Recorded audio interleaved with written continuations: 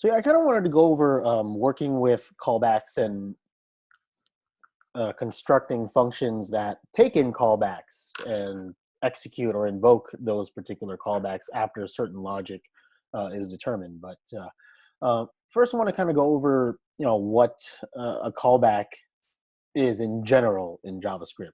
So one way I like to think of it is a callback is a function that gets executed after a certain amount of time, when you pass it to another function. So let's take the set timeout example. So set timeout is a function that takes in two arguments. The first one is the callback function, and it can be anonymous, where inside we're going to have some sort of code inside this callback function. The second argument set timeout takes is the amount of time we want to wait before this callback function is executed. So if we say 2000 and it's in milliseconds, so that's going to be 2 seconds, and we're just going to console.log hello.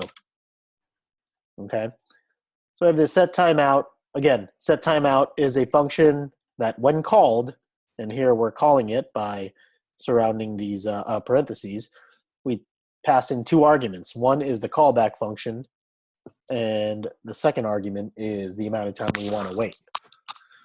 So 2 seconds is going to go by, then this function is going to execute. So if we go here, node index.js, we're going to wait 2 seconds, and then we'll see hello log to the console. Cool.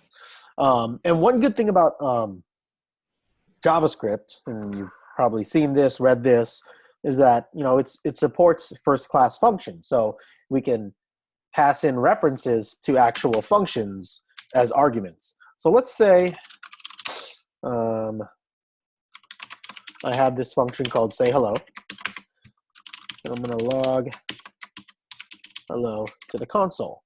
What I can now do is, instead of declare that anonymous function that gets called as the first argument, I can just make a reference to this function that I declare here. So what's going to happen is, again, after 2 seconds, this say hello function, which is declared right here, is going to get fired. And then we'll see hello log to the console. Make sure I save the file. Good. Execute. And we'll see we are still executing hello, or logging hello to the console. Again, that's what a callback is. It's really just a function that gets passed into another function, and it gets executed after a certain amount of time.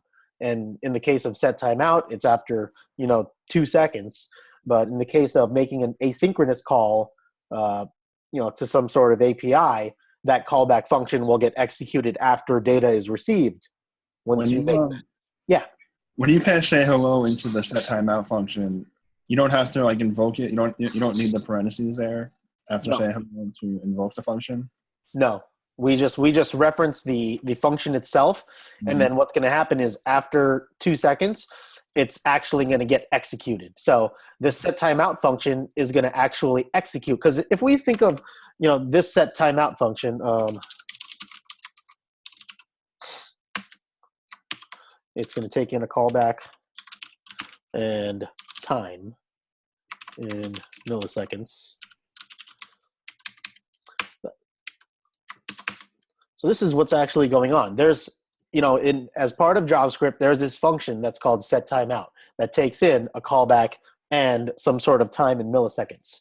And I'm not sure what the source code looks like in terms of that, but it's something to the effect of wait for amount of time equal to time in milliseconds. Then callback is going to get executed. Okay, so that it's being invoked in the source code. Exactly. It's going to actually get called in the source code of set timeout. It wouldn't mess it up if you try to invoke it when you pass it in line 1, would it? Let's try it.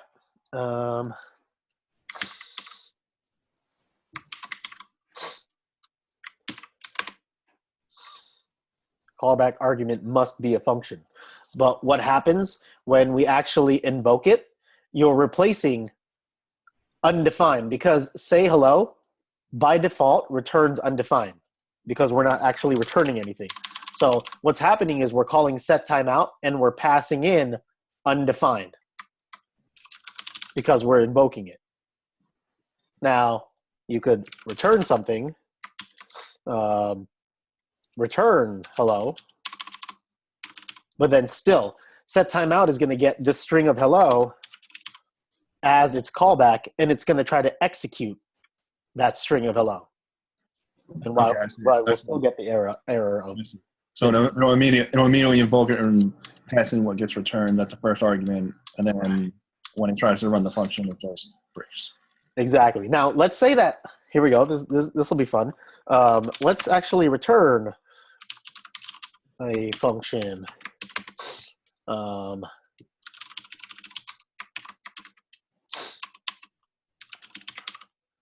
So now say hello is returning a function that logs hello to the console.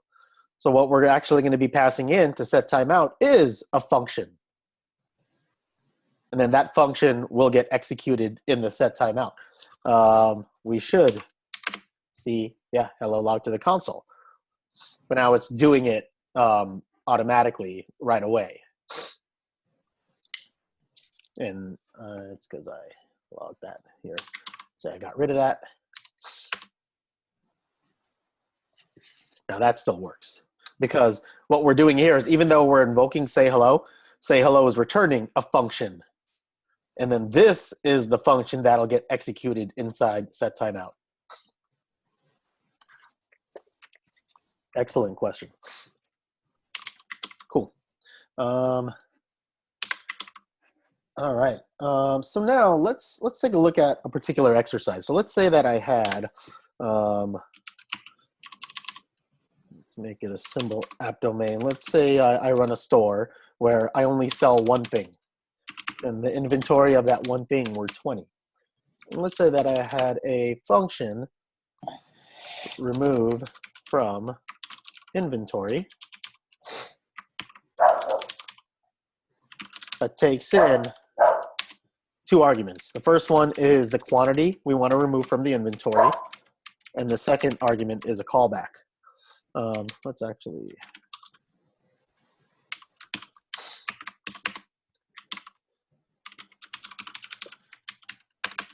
and let's say that I were to invoke that remove from inventory function, and I'm going to pass in the first case 10. Then as a second argument, I'm going to pass in a callback function. That'll eventually get executed here inside my remove from inventory function. This callback function is also going to take in 2 arguments. First one is going to be some sort of error, if there is one, and then some sort of message, if there is one. All right, and then if there's an error, I'm going to log that error.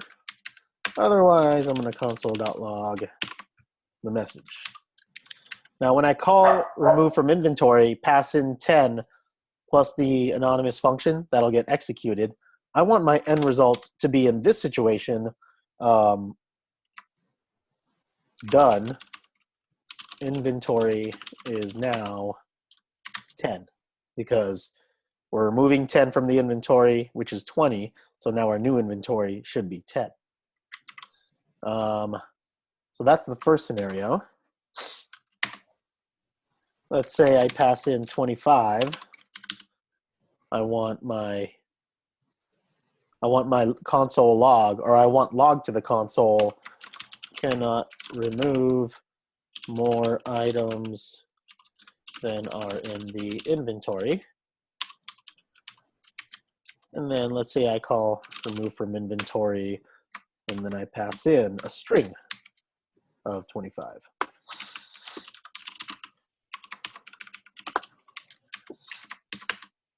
I'm actually going to borrow this code here.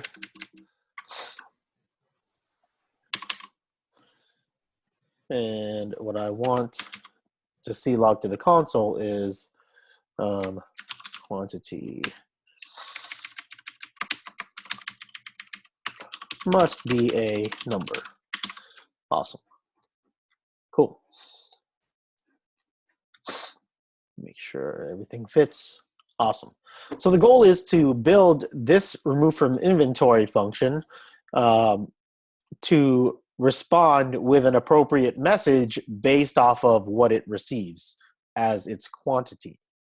And then once it knows, it uses the logic based off of the quantity that's passed in, it'll invoke this callback function that we pass in as a second argument to remove from inventory and return whatever appropriate either error or message. So what I'm going to do is I'm going to give you guys some time. Let me paste this code here in the chat in case you guys haven't been coding along with me, and then you guys can fire up your text editors and attempt to code along with me.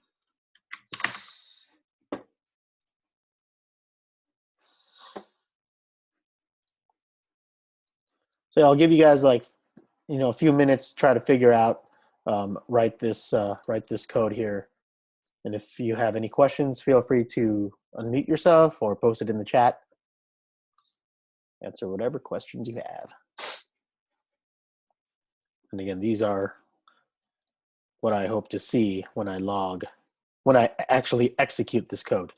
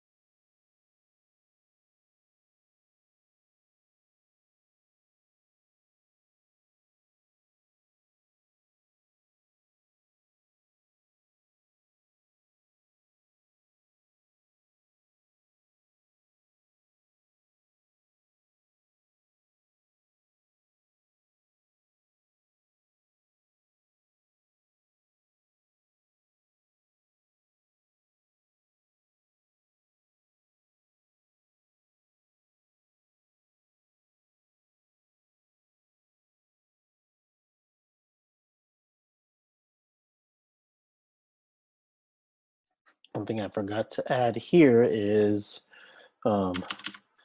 wait 2 seconds before invoking the callback function.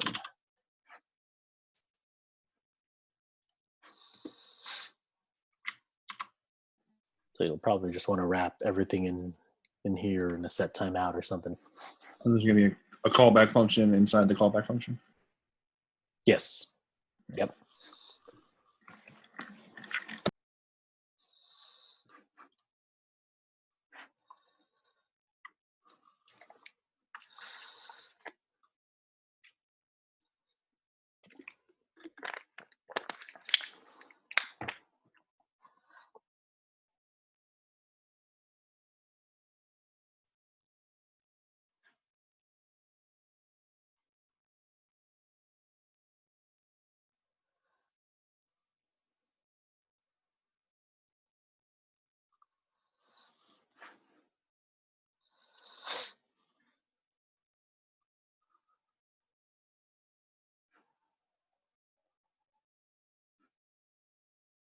Then again, I'm not sure if you're familiar with writing JavaScript in the terminal or with just a terminal and text editor, but to execute, you would just run node and then the file name. So then in this situation, because I'm calling remove from inventory 3 times, we'll see yes, yes, yes, log to the console.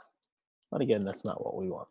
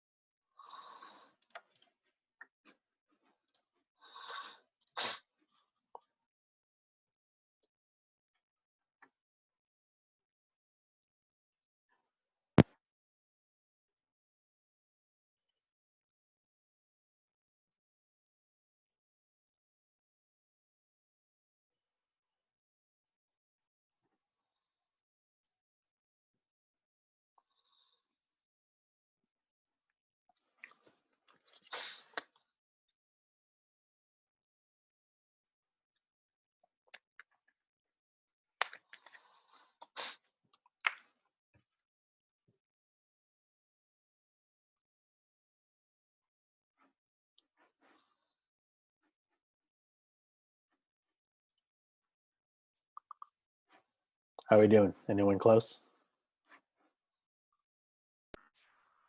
I haven't even started yet. I was distracted, and now I'm doing it. I'm trying to. Do it. Yeah, keep going. No problem. I mean, I dropped in the middle of all this. No problem, Jay. I got that feature implemented pretty quickly, actually. Oh, submitting a post request? Yeah. Nice. I watched the video for 10 minutes. I was like, oh, yeah, I remember how to do this. I just did it. Awesome. Brownie points if you can also extract the callback function to the method call into a separate function, because it's pretty much dry, or you can pretty much make it dry because it's repeatable. So you could probably extract all this code into a separate function, and again, that'll get invoked once it's called up here.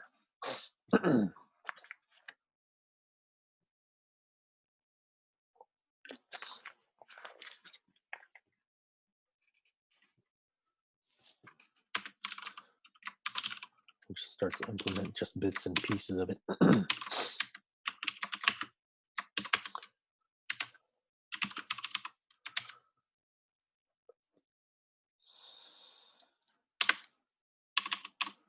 Oops.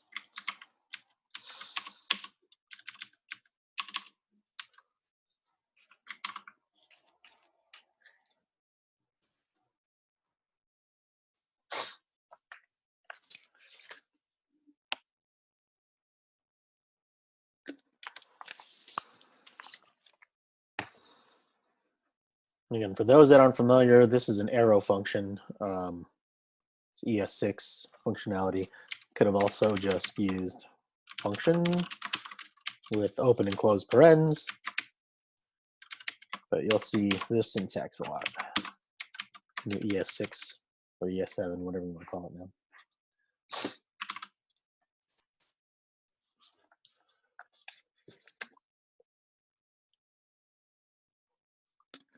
ES6 still doesn't play well with Firefox or even Chrome, I believe. So you still have to transpile it back to ES5.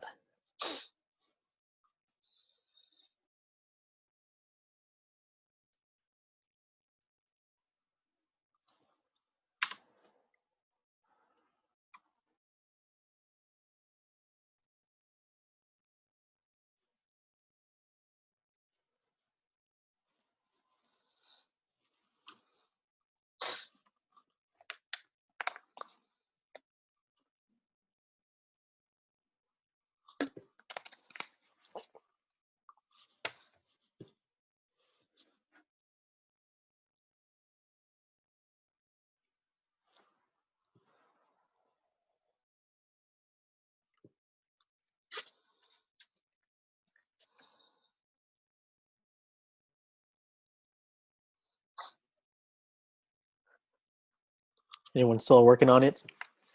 Wants a little more time? I feel like I completely forgot JavaScript. Did it before 3 months. No problem, Hema. So sorry. No, you'll. Trying to work it out, but still nothing.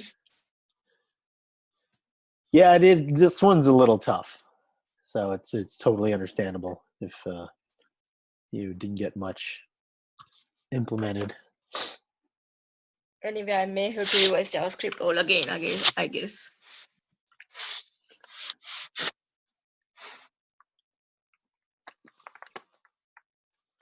Yeah, once you start working in Ruby, then you go to JavaScript. It's a whole nother animal.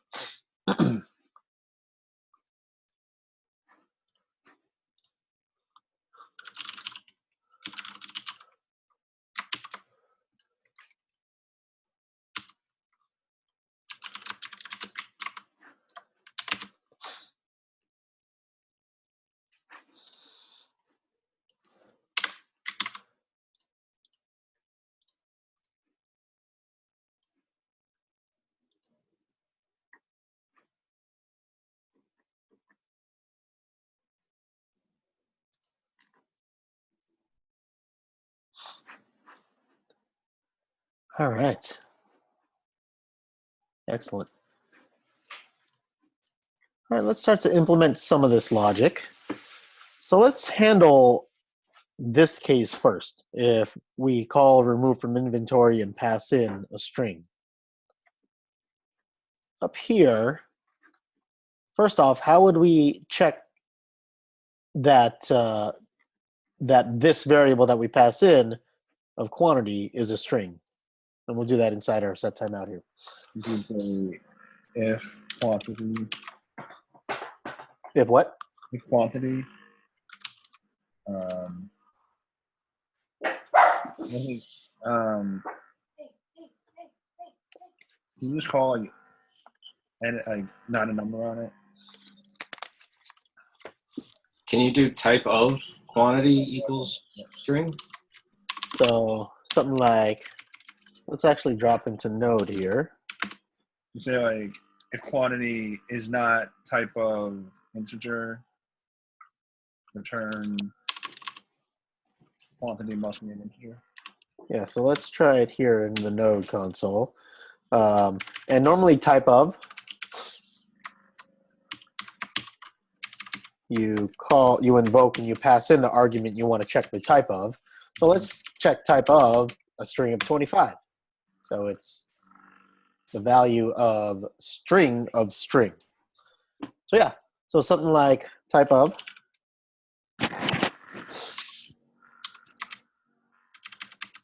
quantity. And then say does not equal, compare it like equal, number,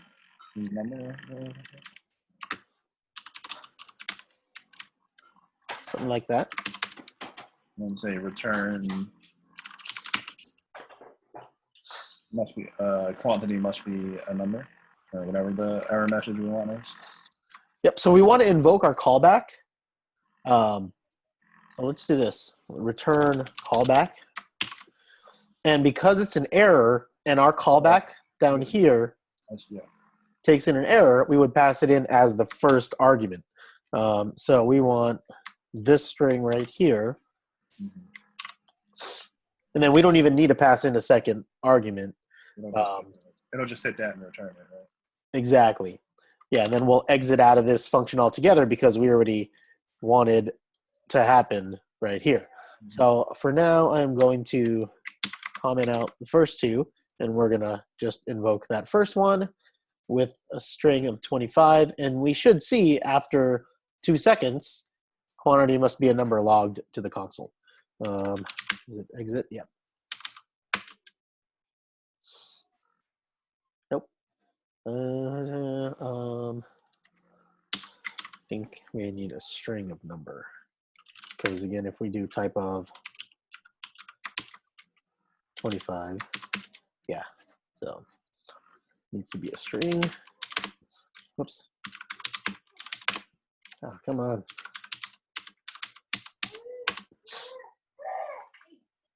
There we go. Awesome. Cool. So we implemented this first logic of checking that the value of quantity passed in is an actual number. Cool. Then how about the second function invocation here? You want to move to like an else if statement?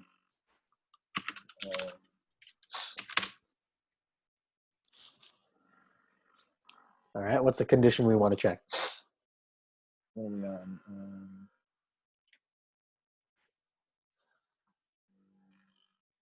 Which one are we on right now? So we want to check for this one where if we pass in 25, we want this to be logged to the console. Cannot remove more items in our inventory because our inventory is 20. Yeah. I'm not sure if we want to else if. Or if we pinpoint. Yeah, we can do another if.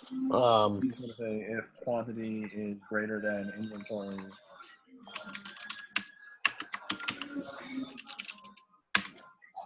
Return callback.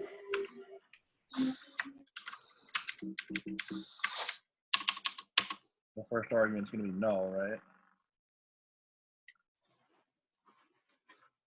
Yep. Yeah, and that's something we can talk about. Design patterns because is that necessarily an error or a message? I would think that's a message because an error is something like if it's of the wrong type, right? Oh, So, okay, yeah. I was thinking the message would just be.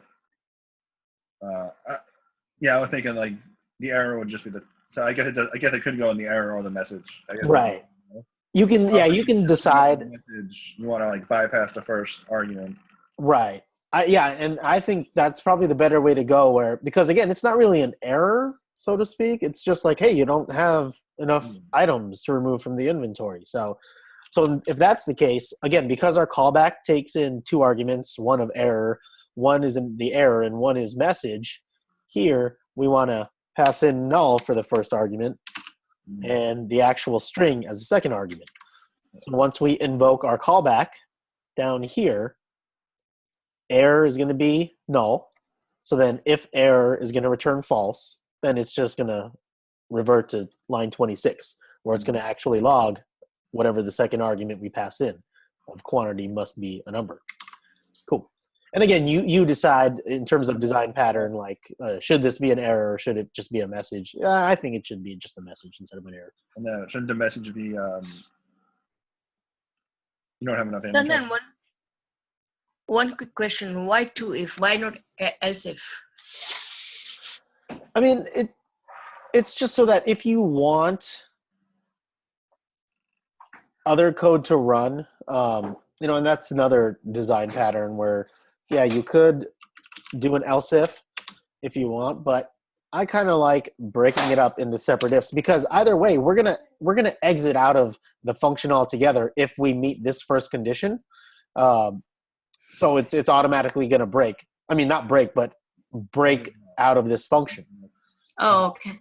Yeah, because we're returning callback. If we didn't return callback and just executed callback, then the rest of this function could still run. Gotcha. But yeah, because we're returning callback, we're just leaving the function altogether. Yeah, good question.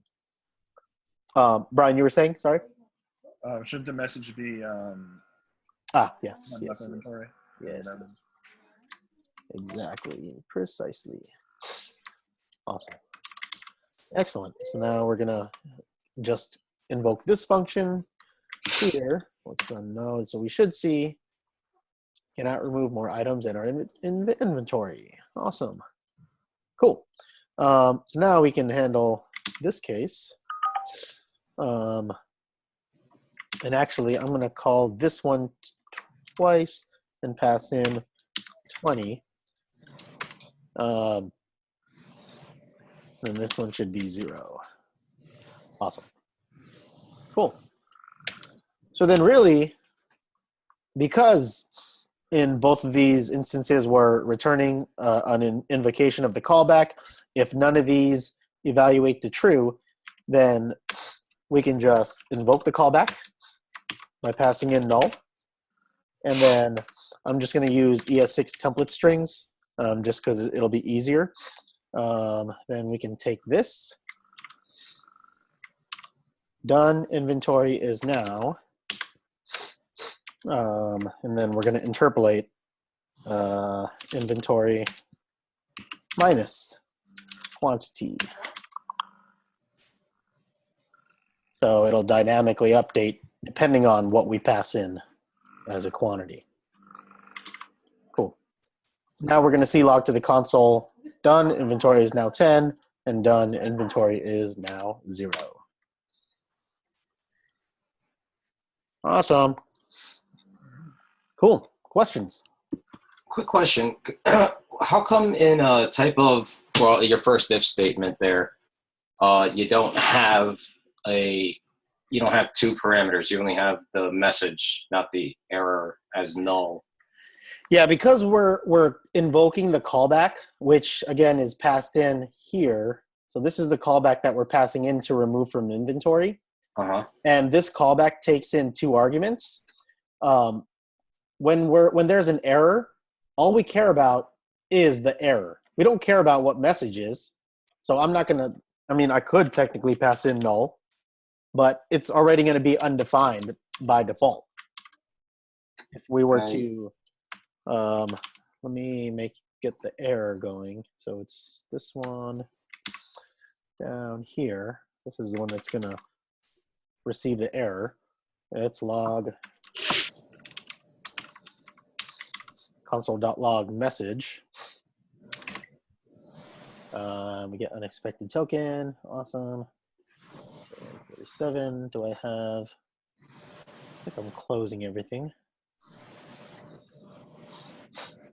What's going on there? I don't think you need that final closing parentheses. Oh, you know what? Right here. Good catch, Oh. Kenlin. Thank you. Thank you, Kenlin. There we go. Yeah, message is undefined. So we don't care about the message because we're already throwing an error, quote unquote. So because the first argument is the error and we're passing that in the invocation, then we don't really care what message is because it's going to hit this line here and console.log that error. And again, we don't need to log the message to the console because it's undefined in this case. Yeah, makes sense. Thanks. Yeah, and again, with JavaScript, you're not going to have those errors as it relates to Ruby where you need to match the exact same number of arguments that a method requires when called upon. So, cool. Excellent. What other questions? I'm going to, if you guys want to play around with this, copy and paste it to the chat. You guys can play around with it at home when you're bored and you want to mess around with JavaScript. Awesome. I mean, that's pretty much all I wanted to cover. Once you can master this concept of defining functions that take callbacks, handle the logic, and invoke those callbacks, then understanding asynchronous JavaScript is a lot easier because then you're gonna, have a good understanding of how callbacks work, because callbacks are essentially a lot harder to understand than things like promises and things of that nature. So cool. Any other questions before I let you guys off into the wild?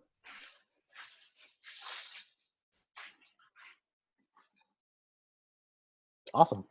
Well, this is recorded, so I'll post it as soon as the video compiles to the video lectures, so you guys can view it again, should you so choose. And yeah, that's pretty much it. You guys have a good rest of the day. We'll talk soon. Thank you. Thanks, Cernan. Thanks.